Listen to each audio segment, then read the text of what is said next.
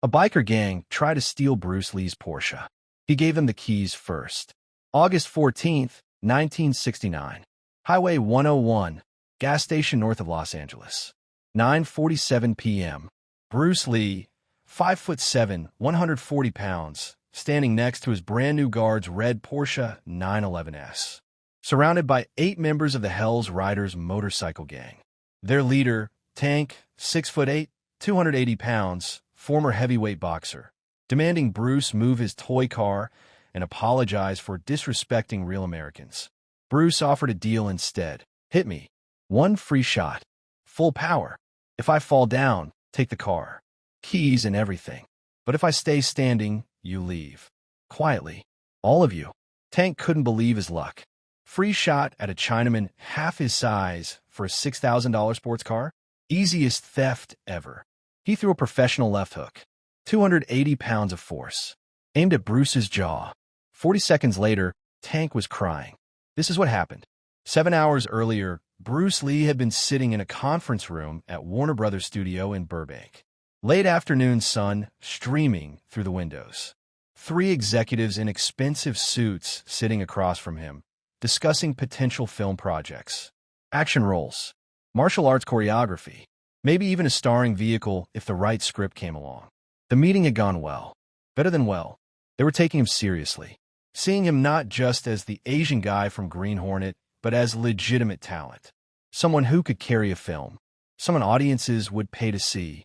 The conversation had stretched from 1 hour to 2, then to 3. Good sign. They weren't just being polite. They were genuinely interested. When Bruce finally left the studio lot at 7:30 p.m., he felt that rare combination of exhaustion and exhilaration. Tired from performing, and meeting with Hollywood executives was performance. You had to be on, had to sell yourself, had to convince them you were worth the investment, but energized by possibility. By doors opening. By the future becoming tangible. He walked across the parking lot to his car and stopped for a moment just to look at it. The Porsche 911S. Guards red, a bright, aggressive red that caught light like liquid fire. Black interior. Chrome details. The flat-six engine that produced 170 horsepower and could push the car from 0 to 60 in 6.5 seconds. Top speed of 140 miles per hour, though Bruce had never pushed it that far. Not yet anyway. He bought the car 3 weeks ago. August 23rd would mark 1 month of ownership. Cost $6,500. The single largest purchase Bruce had ever made besides his house. More money than seemed reasonable to spend on transportation. More money than his parents had earned in a year when he was growing up in Hong Kong. But Bruce could afford it now. The Green Hornet had paid well. Residuals were coming in. He was getting regular stunt work, choreography work, private martial arts lessons with celebrities who paid premium rates. Money was flowing in ways it never had before. And the Porsche was proof. Proof that the gamble of coming to America had paid off. Proof that the years of struggle, of teaching martial arts in Oakland for barely enough money to eat, of fighting his own community over who he could teach, of facing racism and barriers and people who said a Chinese man couldn't make it in Hollywood. Proof that all of that had been worth it. The vanity license plate said it all. JKDO1. Jeek Bruce's martial arts philosophy. The system he developed by taking the best from every fighting style and discarding what didn't work. The way of the intercepting fist. Efficiency. Directness. Simplicity. No clasicalmes. Just what worked. Just truth. That philosophy had gotten him here. Had gotten him the Porsche. Had gotten him the Warner Brothers meeting. Had gotten him a future that looked nothing like the past. Bruce got in the car, started the engine, listened to it rumble to life. Even the sound was satisfying. Powerful but controlled. Precise engineering producing maximum effect with minimal wasted energy. Like Jeet Kune Do. Like everything Bruce tried to do. He drove out a lot. Merged onto Highway 101 heading north toward home. He lived in Bel Air now. Rented house. Nice neighborhood. 3 bedrooms. Linda and Brandon, his 4-year-old son, were waiting there. Normal domestic evening after an abnormal professional day. That was the balance Bruce was learning to navigate. The duality of being a family man who also happened to be building a career in one of the most competitive, ruthless industries in the world. Traffic was light. August evening in Los Angeles. Most people already home from work. Freeways flowing smoothly. Tank had been a boxer once. Professional heavyweight. 6 fights. 5 wins, 5 knockouts. 1 no contest when he'd beaten his opponent so badly the referee stopped it in the first round, and the Boxing Commission banned Tank from the sport for excessive violence. That was 15 years ago. Since then, Tank had made his living through intimidation. Protection rackets, debt collection, stealing, hurting people who needed hurting and some who didn't. He'd done 4 years in Folsom Prison for armed robbery. Got out in 1967, came back to L.A., reformed the Hells Riders. Made it clear he was in charge through demonstrations of violence that left no doubt. Now he was king of his small criminal empire. Respected, feared, powerful in the ways that mattered in his world. And he was drunk, 5th beer of the night, getting mean as the alcohol worked through his system. Looking for something to break the boredom of sitting in this gas station parking lot waiting for Hammer to finish fixing Grizz's bike. Looking for entertainment.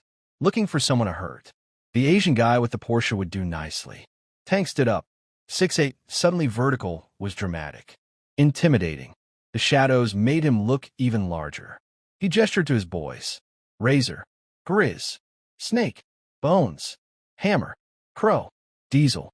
7 men, all experienced criminals, all armed with at least knives, some with guns. They stood up too, forming a loose group behind Tank. See that?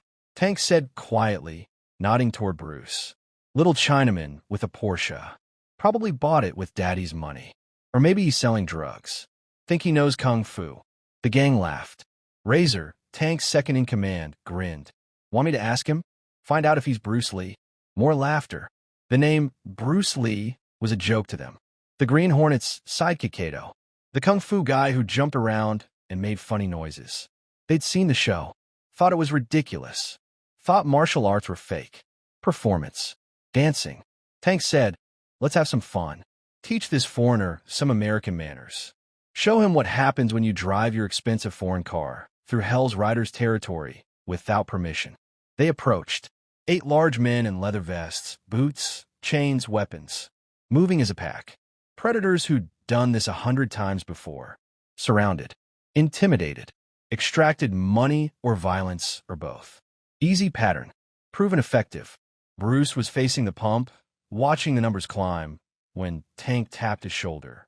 Hard tap. Aggressive. The kind that says, I'm not asking for your attention, I'm demanding it. Bruce turned. Saw Tank first, impossible not to. The man was enormous, taking up space like a natural disaster. Then saw the 7 others spreading out, forming a semicircle, cutting off angles of escape. Classic predator formation. Bruce had seen it before. In Oakland, in Hong Kong, in every city where criminals operated. The pack surrounding the target, making retreat impossible, making compliance seem like the only option. Bruce's mind processed in fractions of seconds. Professional fighter, Tank's stance, his scar tissue, his broken nose, the way he held himself said professional boxer. Armed, knife on the belt, visible, probably others carrying too. Drunk, smell of beer, slight unsteadiness. Mean eyes that alcohol made meaner. Dangerous configuration. 8 armed drunk criminals surrounding 1 unarmed man at an isolated gas station at night. Smart move. Get in the car. Drive away. Avoid confrontation.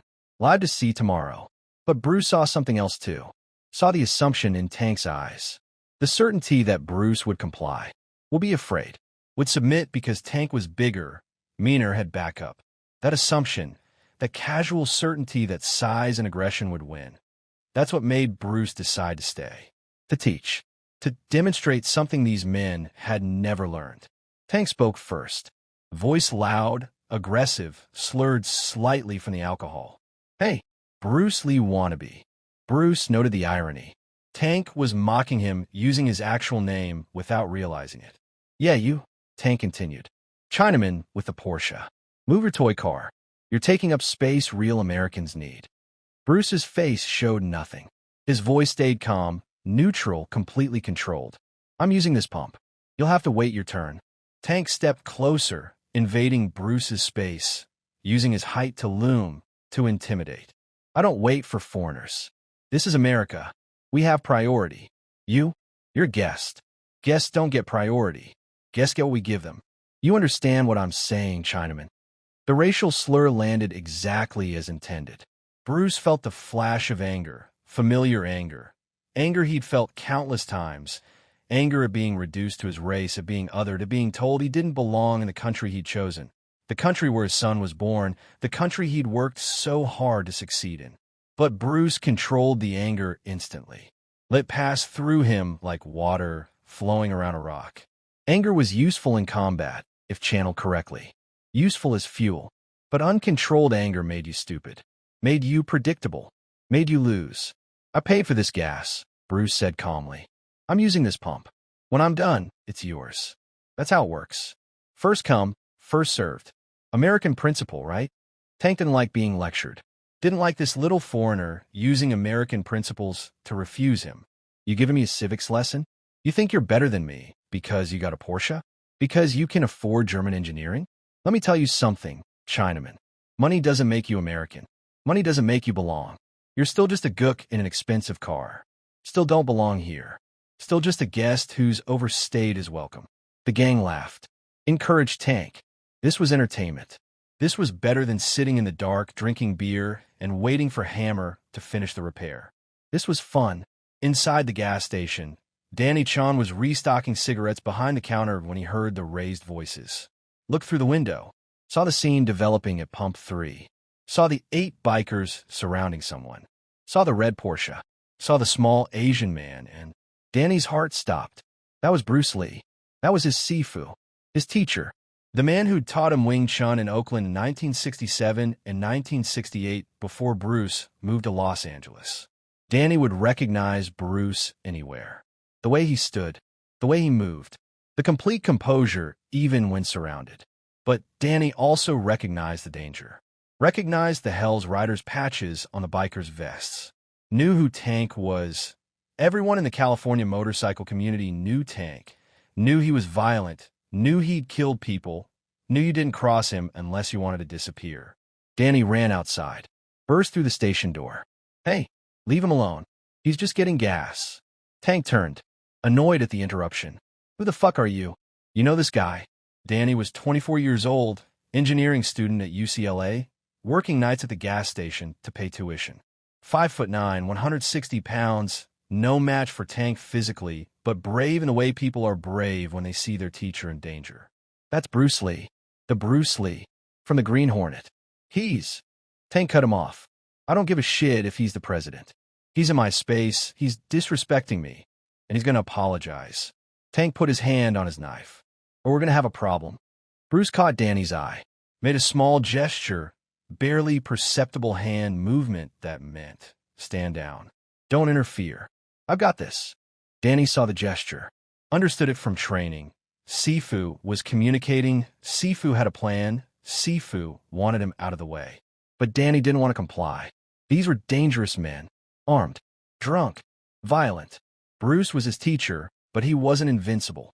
8 against 1, with weapons, was too much for anyone. Bruce spoke calmly to Danny. It's okay. Go back inside. This is just a misunderstanding. We're working it out. Tank smiled, predator smile, showing teeth. Smart Chinaman.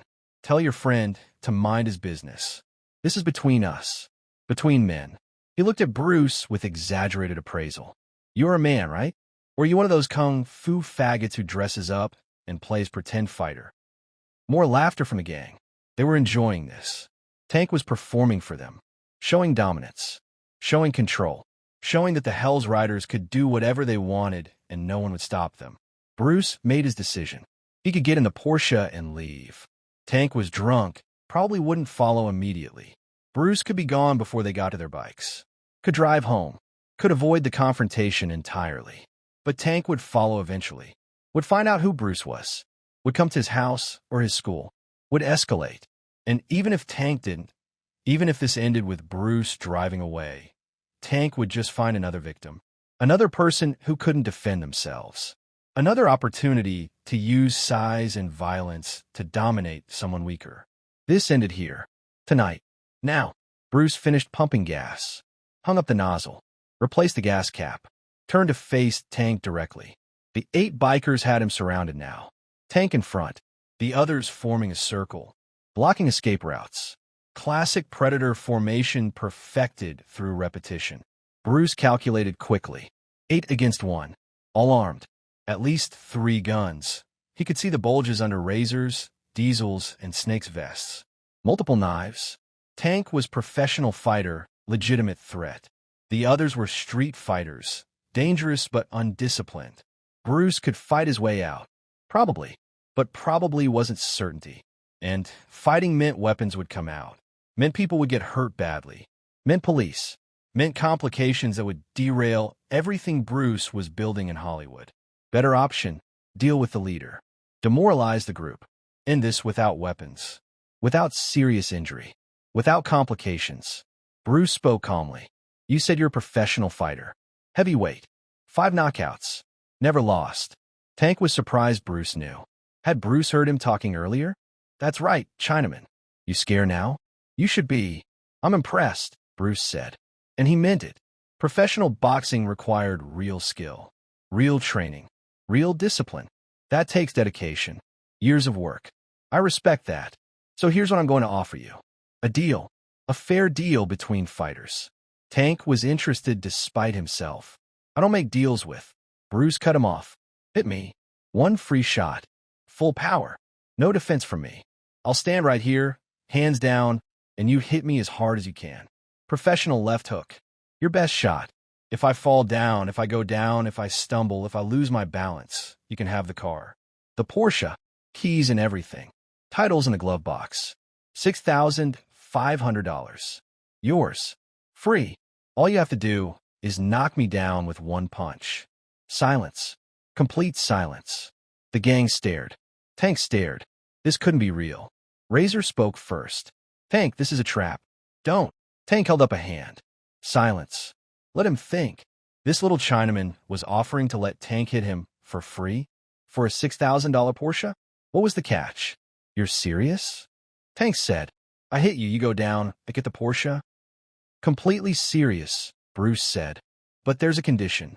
If I don't fall down, if I stay standing, you and your friends leave. Quietly. No revenge. No coming back later. No bothering this gas station or its owner. You just get on your bikes and ride away.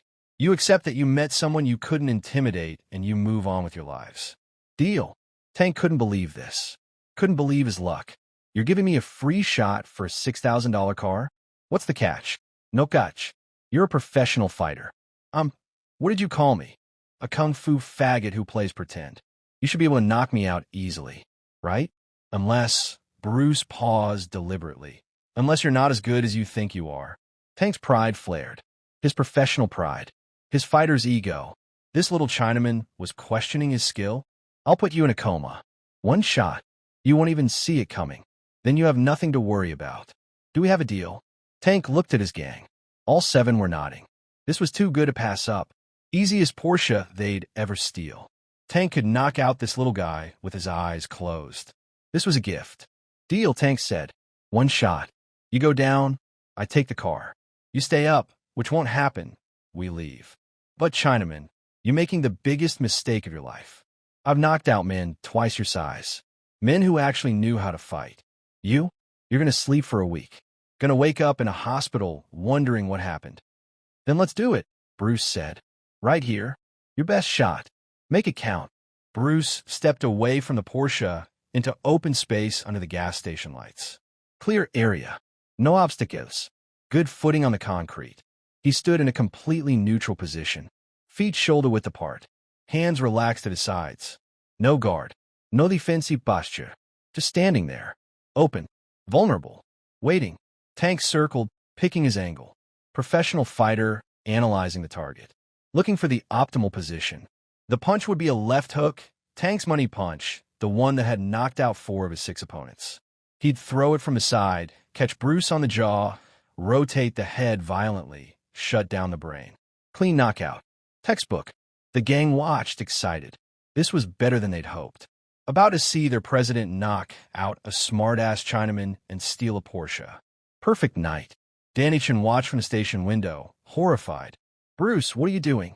That man is a professional boxer. He's going to kill you. Please, please don't do this." In the semi-truck parked near the road, a driver named Earl Johnson had been half asleep in his cab when the commotion started. Now he was fully awake, watching through his windshield, unable to believe what he was seeing. That little Asian guy was going to let that monster hit him? For a car? This was insane. Earl should call the police. Should intervene. Should do something. But the bikers were armed. Earl had a wife and kids. He stayed in his cab and watched. In a car parked at the edge of the station lot, a teenage couple, Amy and Robert, both 18, on their way home from a movie, watched the scene unfold. Amy grabbed Robert's arm. "Should we call the police?" Robert was transfixed. "It's too late. This is happening now. That guy, he's going to get killed." Tank picked his spot, positioned himself perpendicular to Bruce, optimal angle for the left hook. Last chance to back out, Bruce Lee Wannabe. Last chance to apologize and give me the car without getting hurt. Bruce's voice was completely calm. "I'm waiting. Show me what professional boxing looks like." Tank wound up. Big telegraph. Professional fighters learn to disguise their punches, but Tank was drunk and overconfident and wanted everyone to see this coming. Wanted to put on a show. He rotated his hips, shifted his weight, drew his left arm back, and threw the left hook. 280 pounds of force. Professional technique. Proper rotation from the legs, through the hips, through the shoulder. Proper snap at the end. Aimed at Bruce's jaw. The same punch that had knocked out 4 professional heavyweight boxers. The punch that had gotten Tank banned from boxing for being too violent. His signature. His weapon. His guaranteed knockout. The punch traveled 18 inches. Fast for a big man. Not fast enough. Tom didn't actually slow down, but Bruce's perception did. Years of training had taught him to process combat in fractions of seconds. To see everything. To calculate everything. To respond to what was happening while simultaneously predicting what would happen next. He saw Tank's weight shift. Saw the hip rotation. Saw the shoulder turn. Saw the fist coming. Read the trajectory like reading a book. Left hook. Aimed at the jaw. Professional technique, but telegraphed. Predictable. Counterable. Bruce moved. Not much. Just enough. He shifted his weight onto his back leg. Pulled his head back 2 inches. Tank's fist passed through the space where Bruce's jaw had been 1/10 of a second earlier. Missed by millimeters. Close enough that Bruce felt the wind from the punch. Close enough to be dramatic. Far enough to be safe. And while Tank's fist was still traveling, while Tank was still committed to the punch, while Tank's weight was still rotating forward, Bruce countered. His right hand shot out. Not a punch. A trap. His fingers closed around Tank's wrist mid-swing. Light grip, but precise. Controlling. Tank felt Bruce's hand on his wrist and instinctively tried to pull back. Tried to retract the punch. But Bruce moved with him. Didn't resist the retraction. Used it. As Tank pulled his arm back, Bruce stepped forward and to the side, moving into Tank's space, getting behind Tank's arm, using Tank's own motion against him. This was Wing Chun. This was Chi Saw, sticking hands. This was the sensitivity training Bruce had practiced 10,000 times with Ip Man in Hong Kong. Feeling the opponent's energy. Using it. Redirecting it. Never opposing force with force. Always using the opponent's strength against them. Bruce's left hand came up. Trapped Tank's elbow from underneath. Now Bruce controlled both the wrist and the elbow. Controlled the entire arm. Tank tried to pull free, but pulling only made it worse. Bruce turned Tank's arm, gently, precisely, inevitably, bending it at an angle arms aren't designed to bend. Tank felt pressure building in his shoulder. Felt his arm being twisted. Felt his balance being compromised. Tried to punch with his right hand, but Bruce was behind his left arm now. Using it as a shield, Tank couldn't reach him without releasing his trapped arm. Bruce applied more pressure. Not sudden, not violent, just steady, increasing, inevitable. Tank's shoulder joint began to separate. Pain shot through his arm. Not muscle pain, joint pain, the deep aching pain that says something is about to break or dislocate. Tank tried to resist with strength. He had 75 pounds on Bruce. Should be able to just muscle out of this. But the lock was structural. Had nothing to do with strength. Bruce had Tank's arm bent wrong. Had Tank's balance compromised. Had Tank's weight distributed incorrectly. Trying to power out just made the pressure worse. Tank's face showed confusion first. How was this little guy controlling him? Then frustration. Then anger. Then fear as the pressure increased, and Tank realized he couldn't escape. Bruce swept Tank's legs. Not a powerful sweep. Just a tap behind Tank's right knee, while simultaneously pushing Tank's trapped arm forward. Tank's knee buckled. His balance broke. He started to fall. Bruce controlled the fall. Didn't let Tank crash. Guided him down. Kept the arm lock in place. Tank ended up on one knee, his left arm extended and locked, Bruce standing behind him holding the arm at precisely the angle that caused maximum control with minimum strength. Tank tried to stand. Couldn't. The pressure on his shoulder was too much. If he stood, the shoulder would dislocate. If he tried to pull away, the shoulder would dislocate. If he did anything, except stay exactly where Bruce positioned him, the shoulder would dislocate. Tank was on one knee, one arm completely controlled. 280 pounds of professional fighter reduced to helpless immobility by precise technique applied by a man half his size. The Seven Hells riders stood frozen, shocked, unable to process what they'd just witnessed. Their president, the man who'd never lost a fight, who'd knocked out professional boxers, who they'd seen beat men unconscious with his bare hands, was on his knees, controlled, defeated, in less than 3 seconds. Razor reached for his knife. Instinct. His president was in trouble. Had to help. Bruce's voice cut through the night. Calm, quiet, but carrying absolute authority. Don't. If you pull that knife, I break his shoulder. Completely. He'll never use this arm again. Surgery won't fix it. He'll be disabled for life. Is that what you want? Or do we finish this intelligently? Razor's hand froze on the knife handle. Looked at Tank's face. Saw the pain. Saw the fear. Saw Tank give a tiny shake of his head. Don't make it worse. Razor's hand moved away from the knife. Slowly, carefully, showing he was complying. Bruce spoke to Tank. Voice still calm. Almost conversational. You threw a good punch. Professional technique. Proper form. But you telegraphed it. Broadcast the whole thing with your weight shift. I saw it coming from your hips. By the time your fist moved, I already knew where it was going. That's the difference between sport boxing and real combat. In the ring, you face one opponent following rules. On the street, opponents don't follow rules. They exploit openings. Like the opening you gave me. Tank couldn't speak. Could barely breathe. The pain in his shoulder was overwhelming. Not unbearable yet, but close. Very close. One more degree of pressure, and something would tear. Something would break. Something permanent. Now, Bruce said, we had a deal. You hit me. I didn't fall down. You and your friends leave. Quietly. No revenge. No coming back. You move on with your lives. Are we clear? Tank managed to nod. Barely. The movement sent fresh pain through his shoulder. I need to hear you say it, Bruce said. I need your word. Are we clear? Tank's voice came out strained. Barely a whisper. Clear. We're clear. We'll leave. Just, please let go.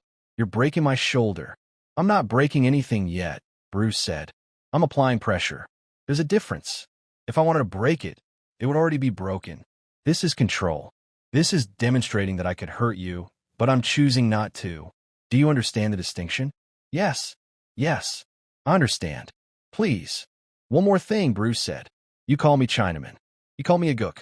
You told me I don't belong in America. You're wrong about all of that, but I'm not going to lecture you. I'm just going to ask, are you going to continue thinking that way? Or did the last 40 seconds teach you something? Tank's pride wanted to resist, wanted to maintain his worldview. But his shoulder was about to dislocate, and his entire gang had just watched him get dominated by someone he dismissed as a weak foreigner. Pride was expensive when you were on your knees in pain. I learned something, Tank said, voice thick with humiliation, with shame, with something else too, something that might have been respect. I was wrong. About you. About a lot of things. I am sorry. For what I said. For what I did. I am sorry. Bruce held the lock for one more second, making sure Tank meant it. making sure the lesson was complete. Then he released, smoothly, gradually, letting Tank's arm return to normal position without sudden movement that might cause injury. Tank collapsed forward onto both hands, gasping. His shoulder screamed with pain, but it was intact. Nothing broken, nothing torn, just pain, just a memory of how close he'd come to permanent damage. Bruce stepped back, gave Tank space, let him recover, didn't gloat, didn't celebrate, just stood there, calm, composed, like this was nothing unusual. Like controlling a professional fighter twice his size was routine. Tank slowly pushed himself up, first to one knee, then to standing, wobbly, hurting, humiliated. He looked at Bruce with eyes that had changed. The contempt was gone. The casual racism was gone. The certainty was gone, replaced by confusion, by reassessment, by the dawning realization that everything Tank thought he knew about strength and fighting and dominance had just been proven wrong. Ow, Tank said, not aggressive, genuinely asking, genuinely wanting to understand. How did you do that? I'm twice your size. I'm a professional fighter. How did you control me so easily? Technique, Bruce said simply. Leverage, understanding how the human body works. Your size gave you advantages, strength, reach, power. But size also creates limitations. Larger bodies move slower, telegraph more, rely on attributes instead of skill.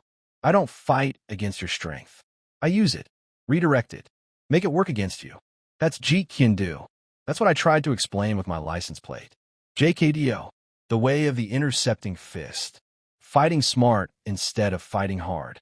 Tank looked at the Porsche, at the license plate. JKDO1. Not just vanity, not just showing off. A statement, a philosophy, a way of life this small man had just demonstrated in 40 seconds of perfect technique. You're really him, Tank said. You're really Bruce Lee, not a wannabe. The actual guy. I'm Bruce Lee, but I'm not special because I'm on TV. I'm effective because I trained, because I studied, because I spent 20 years learning how to do what I just did to you. You could learn it too, if you wanted, if you were willing to set aside your assumptions and actually study. Tank's gang hadn't moved, still stood frozen, watching their president, the toughest man they knew, having a conversation with the man who just humbled him. None of them knew what to do. None of them had ever seen Tank defeated, didn't know the protocol, didn't know if they should attack Bruce together, or help Tank, or just stand there. Tank made the decision for them. We're leaving, like we agreed. Get on your bikes. Now, they moved, quickly, relieved to have clear orders, relieved to escape. They walked to their Harleys, started engines, the roar filling the night. Tank walked with them, limping slightly, favoring his left arm, humiliated but alive. He stopped at his bike, turned back to Bruce. The offer you made about learning, about training. Were you serious? Bruce was surprised. You want to learn? After I just humiliated you in front of your gang. Because you humiliated me, Tank said. Because you show me I don't know shit. I thought I was a fighter. I thought my 6 professional wins made me dangerous. You just taught me I'm an amateur. A big, strong amateur who relies on attributes. I want to be what you are. Someone who doesn't need size. Someone who can defeat anyone through skill. Will you teach me? Bruce studied Tank. Looked past the tattoos, the leather vest, the Hell's Riders patch. Looked at the man underneath. Saw someone whose worldview had just shattered. Someone who'd spent his life being the biggest, strongest, most violent person in any room. Someone who just learned that none of that mattered against real skill. Someone who was genuinely asking to learn. You'd have to change, Bruce said. Not just your technique. Your mindset. Your assumptions. Everything you think you know about fighting. You'd have to unlearn it. Start from zero. Can you do that? Can you set aside your ego and be a beginner? Tank thought about this. His ego screamed no. His pride demanded revenge, not submission. But his shoulders still ached. His knees still hurt from hitting the concrete. And he felt something in those 40 seconds. Something he'd never felt before. The sensation of being completely controlled by someone who understood combat at a level Tank couldn't even comprehend. He wanted that. Wanted to understand it. Wanted to possess it. Wanted to be that instead of what he was, a brute who relied on size and intimidation. I can do that, Tank said. I can be a beginner. Where's your school? Chinatown, Los Angeles, 628 College Street. I teach Tuesday and Thursday evenings, 7 to 9. You want to learn, you show up. On time, sober, respectful. You follow my rules. You train with everyone else. No special treatment because you're a gang president or because you're bigger than the other students. You're just another student. Can you handle that? I can handle that. I'll be there. Thursday, 7 p.m. We'll see, Bruce said, not committing, not assuming Tank would actually show. Talk was easy. Following through was hard, especially for someone like Tank whose entire identity was built on dominance and respect earned through violence. Tank got on his bike, started it. The Harley rumbled, powerful loud. He looked at Bruce one more time. Thank you for not breaking my shoulder, for giving me a chance to learn. I won't waste it. Then he rode off. The 7 other Hells riders followed. 8 motorcycles disappearing into the night, heading south on Highway 101, leaving Bruce standing alone under the gas station lights next to his Porsche. The sound of the engines faded. Silence returned. Bruce stood there for a moment, processing. That had been dangerous. Could have gone very wrong. 8 armed criminals against 1 unarmed martial artist. If they decided to attack together, if weapons had come out, if Tank had been less drunk and more strategic, this could have ended badly. But it hadn't. It had ended with a lesson taught. A life potentially changed. A confrontation resolved without serious injury to anyone. That was the best outcome. Not just victory, but transformation. Not just defeating an opponent, but creating a student. That's what martial arts was supposed to be. Not violence for its own sake. Violence as education. Combat as conversation. Fighting as a method of teaching truth that couldn't be taught any other way. Danny Chun came running out of the gas station. Bruce, Sifu, are you okay? I was about to call the police, but then it was over. And what did you do? How did you? That guy is huge. He's a professional boxer. And you just, I don't even know what to call that. That was incredible. Bruce smiled. First time he'd smiled since this whole thing started. That was Jeet Kune Do. Practical application. Not theory. Not forms. Not demonstration. Real combat against real opponent. That's what I've been trying to teach you, Danny. That's why I emphasize sensitivity training. Chi Sao. Understanding leverage and structure. Size doesn't matter if you understand how bodies work. But he tried to kill you. He threw a punch that would have knocked out a horse. He threw a telegraph punch I saw coming from his hips. Once I knew where it was going, countering was simple. Trap the arm.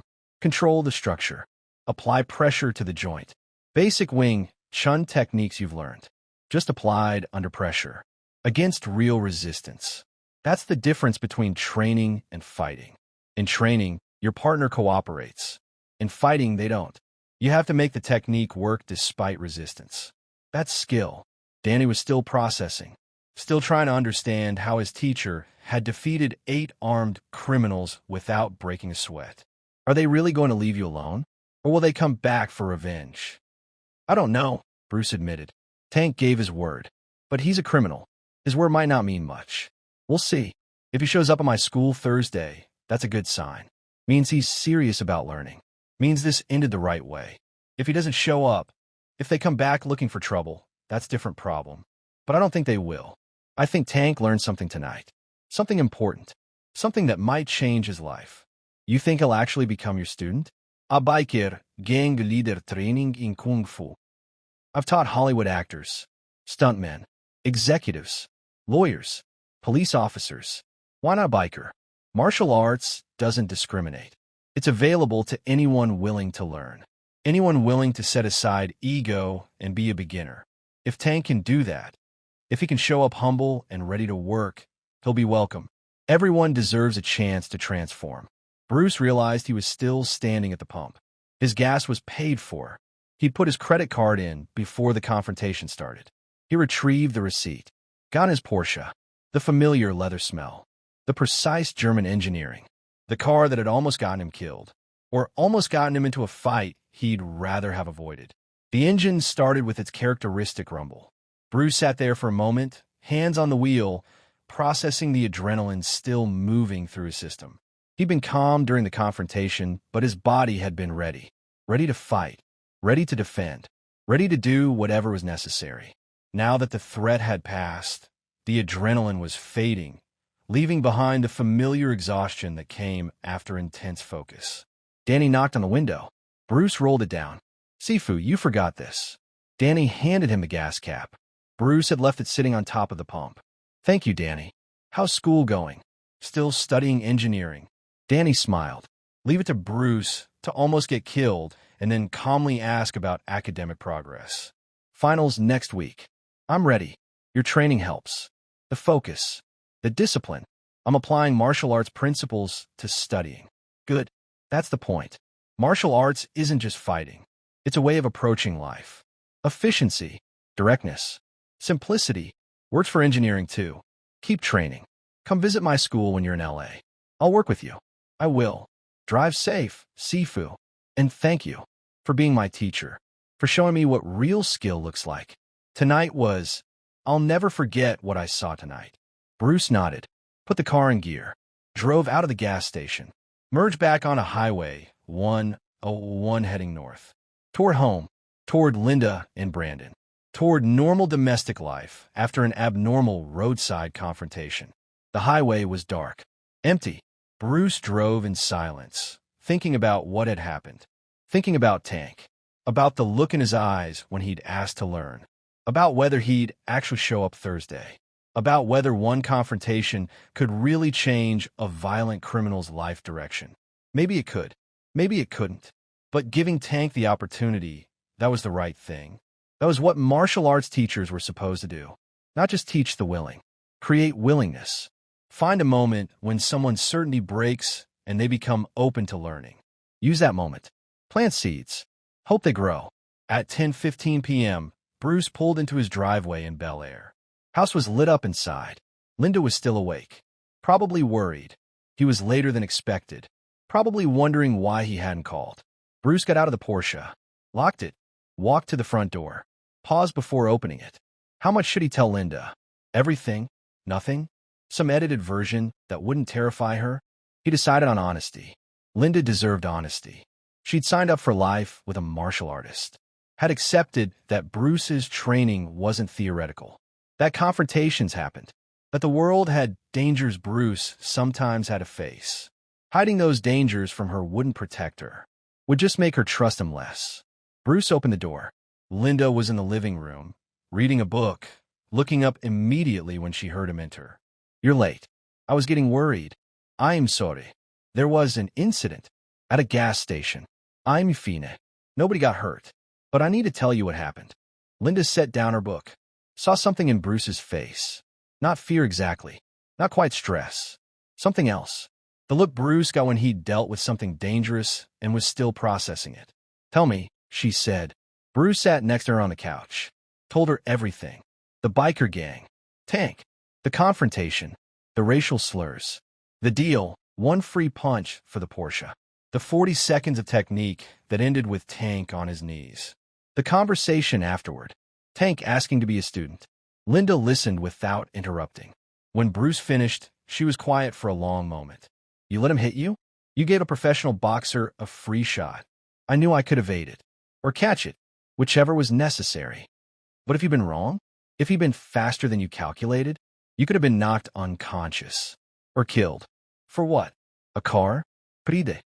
Not for the car, not for pride, for the principle. Tank assumed I'd submit because he's bigger, because I'm Asian, because might makes right in his worldview. If I just left, just driven away, I'd be validating that assumption. I'd be teaching him that intimidation works, that racism works, that violence works. I couldn't do that. Had to show him the opposite, that skill beats size, that intelligence beats aggression, that the assumptions he's built his life on are wrong. That's teaching. That's what martial arts is for. Linda understood intellectually, but emotionally she was terrified. "Bruce, you have a family. You have a son. You can't keep risking your life to teach lessons to violent criminals. What if it had gone wrong? What would Brandon and I do without you?" "It didn't go wrong. I controlled every second. If it had felt uncontrollable, I would have left. I promise you, I wasn't being reckless. I was calculating. I knew I could handle Tank. If there'd been real danger, I would have driven away. But next time? There's always a next time with you. Always another confrontation. Another challenge. Another person who needs to learn. What does it stop? When do you get to just be a husband and father instead of a martial arts teacher on a mission? Bruce didn't have a good answer. Because Linda was right. There would be a next time. There always was. Fame was making it worse. More people recognized him. More people wanted to challenge him, test him, see if the TV kung fu was real. This wouldn't be the last gas station confrontation. Wouldn't be the last drunk asshole who wanted to prove himself against Bruce Lee. I'll be more careful, Bruce said, knowing it was inadequate, knowing Linda deserved better, but not knowing what else to promise. I'll try to avoid confrontations when I can. But Linda, I can't always walk away. Sometimes principle requires standing your ground. Sometimes teaching requires taking risks. I can't stop being who I am just because it's dangerous. That's not living. That's hiding. Linda sighed. She'd known this when she married him. Had known Bruce wasn't someone who hid from danger or compromised on principles or lived safely. That was part of what she loved about him. But love didn't make the fear go away. Love didn't make the worry stop when Bruce was late coming home. Just promise me you'll come home. Every time. No matter what happens. Promise me you'll prioritize staying alive over teaching lessons. I promise, Bruce said. And he meant it. Meant he would try. Meant he would calculate risks carefully. Meant he would choose life over pride whenever possible. But they both knew there were limits to that promise. There were situations where walking away wasn't possible. Where principles mattered more than safety. Where being Bruce Lee meant accepting certain risks that couldn't be avoided. They sat together on the couch. Linda leaned against Bruce. Bruce put his arm around her. They sat in silence for a while, processing, grateful to be together. Grateful the night had ended with Bruce coming home instead of going to a hospital or a morgue. Do you think he'll actually show up? Linda asked. Tank, do you think he'll come to your school? I don't know. Part of me hopes yes. That would mean tonight mattered, that I actually changed someone's life. Part of me hopes no. That would mean I don't have to deal with a biker gang leader in my classes, don't have to worry about his gang causing problems. We'll see Thursday. Thursday came. August 21st, 1969. 7 p.m. Bruce was teaching at his Los Angeles school in Chinatown. 20 students. Mixed group. Actors, stuntmen, regular people looking for self-defense training. Bruce was demonstrating cheese saw, explaining sensitivity when the door opened. Tank walked in. 6'8", 280 pounds, wearing jeans and a plain t-shirt instead of his leather vest. No Hell's Rider's patch. No weapons visible. He stood in the doorway, looking uncomfortable, looking completely out of place among the martial arts students in their training clothes. The class stopped. Everyone turned to look. This giant man didn't belong here. Was he lost? Was this a challenge? Was this about to become a problem? Bruce walked to the door, addressed Tank calmly. You came. I said I would. I keep my word. Even when my word is given to someone Tank paused, choosing words carefully, someone I misjudged. What's your real name? I can't call you Tank in class. Marcus. Marcus Doherty. Tank that's my road name. My gang name. But here, I'd rather be Marcus. If that's okay. Marcus is fine. Welcome. You're here to learn. Yes, sir. The sir was genuine. Respectful. No sarcasm. No residual hostility. Just a large man trying to figure out how to be a student after a lifetime of being the most dangerous person in any room. Good. Rules. You train with everyone else. No special treatment. You follow instructions. You check your ego at the door. Your size means nothing here. Your gang affiliation means nothing here. You just Marcus. Just a student. Can you do that? I can do that. I want to do that. I'm tired of being Tank. I want to be someone else. Someone better. Bruce studied him. Saw sincerity. Saw determination. Saw someone genuinely trying to change. Then you're welcome here. Find a spot in the back. Watch for tonight. Next week you'll start learning. For now, just observe. See how we train. See if this is really what you want. Marcus found a spot in the back corner. Sat on the floor. Watched. The other students were nervous at first. This giant criminal-looking guy was intimidating. But gradually they relaxed as Marcus did nothing but watch quietly, respectfully, trying to understand what he was seeing. Bruce taught. Démonstrated technique. worked with students, corrected positioning, explained principles, and occasionally glanced at Marcus, seeing the intense focus, the genuine interest, the transformation beginning. After class, Marcus approached Bruce. "Thank you for giving me a chance, for not judging me based on what I've been. I know I have a lot to unlearn, a lot to prove, but I'm serious about this, about changing, about becoming what you showed me is possible. Someone who doesn't need size or violence to be effective. Someone who understands instead of dominates." "It won't be easy," Bruce warned. "You'll be the biggest person here, but you'll be the weakest technically. You'll have to partner with people half your size who are more skilled. You'll have to accept correction from students younger than you. You'll have to be humble.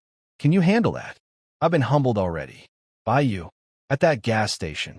40 seconds that destroyed everything I thought I knew. If I can survive that, I can survive being a beginner. I can survive learning." Bruce nodded. "Then we start next week. Tuesday, 7 p.m. Bring training clothes. Bring an open mind. Leave tank outside. Come ready to be Marcus. Come ready to become someone new." Marcus left, got on his Harley, rode away into the Los Angeles night, toward a future he couldn't quite see yet, toward a transformation he didn't fully understand, but toward something better than what he'd been. Bruce watched him go, felt satisfied, felt like tonight, like the gas station confrontation, had mattered, had created something, had planted seeds that might grow into a changed life, that might turn a violent criminal into a respectful martial artist, that might prove what Bruce believed, that anyone could change if given the right teacher, the right moment, the right reason. That was the power of martial arts. Not destruction, construction, not defeating enemies, creating students, not fighting for the sake of fighting, fighting to teach truth that couldn't be taught any other way. August 14th, 1969. A gas station on Highway 101. 40 seconds that changed two lives. Bruce's, proving once again that principle mattered more than safety. And Marcus's, learning that everything he believed about strength was wrong. Learning that the small Asian man he'd tried to rob was stronger than any opponent he'd ever faced. Learning that real power wasn't physical. It was technical, mental, spiritual, and it could be learned if you were willing to be humble, to start over, to become a beginner. Marcus became Bruce's student, trained for 4 years, 1969 to 1973. Learned Wing Chun, learned Jeet Kune Do, learned sensitivity, learned structure, learned that size was irrelevant if you understood leverage and timing. Transformed from a violent bully into a skilled martial artist. Quit the Hell's Riders, left the criminal life, got a job as a mechanic, used his hands to fix things instead of break them. When Bruce died in July 1973, Marcus was at the funeral, stood in the back, cried, not just for the loss of his teacher, but for the gratitude he could never fully express. Gratitude that Bruce had seen something redeemable in a racist biker, had given him a chance when no one else would, had taught him not just martial arts, but how to be a better human being.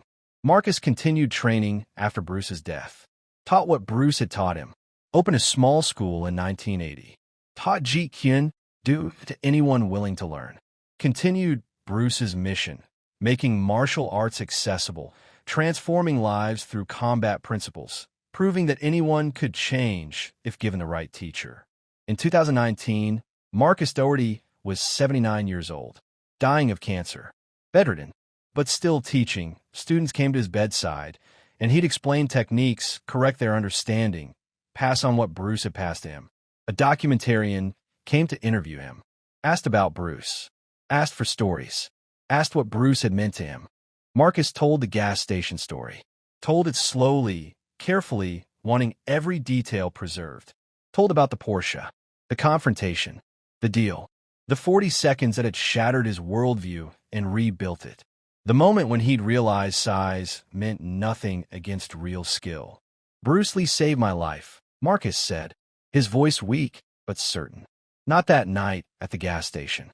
Later, over years, by teaching me I could be someone other than Tank. That I didn't have to be the violent thug I'd been trained to be. That skill and discipline and understanding were better than strength and aggression and fear. He saw something in me I didn't see in myself. Gave me a chance I didn't deserve. Taught me not just how to fight, but how to live. I was a student for 4 years. I've been grateful for 50 years. And I'll die grateful. Bruce Lee didn't just teach martial arts. He taught transformation. He taught redemption. He taught that anyone, even a racist biker who tried to steal his car, could change, could become better, could learn. That was his real gift. Not the fighting, the teaching, the belief that everyone could be redeemed if given the right moment, the right lesson, the right 40 seconds. Marcus died 3 days later, August 17th, 2019, exactly 50 years and 3 days after the gas station confrontation. His obituary mentioned he was a martial arts instructor, a student of Bruce Lee, a man who transformed his life through discipline and training. It didn't mention he'd been a criminal, a gang leader, someone who'd once tried to rob Bruce Lee. That story, that transformation, stayed mostly quiet, known to those who knew, hidden from those who didn't, until the documentary came out in 2020, until Marcus's final interview was published, until the gas station story became public, until the world learned about the night Bruce Lee turned an enemy into a student in 40 seconds of perfect technique. That's when the story became legend. That's when people started talking about it, sharing it, debating whether it really happened or was embellished mythology. But those who knew Bruce, those who trained with him, learned from him, understood his character, they knew it was real. Knew it was exactly the kind of thing Bruce would do. Offer a violent criminal a free shot, evade it effortlessly, control the attacker with minimal force, then offer to teach him. That was Bruce. That was his philosophy embodied. Transform through combat. Teach through defeat. Redeem through discipline. August 14th, 1969. Highway 101. A gas station. A Porsche. 8 bikers. 1 martial artist. 40 seconds that became legend. 40 seconds that changed a life. 40 seconds that proved what Bruce always believed.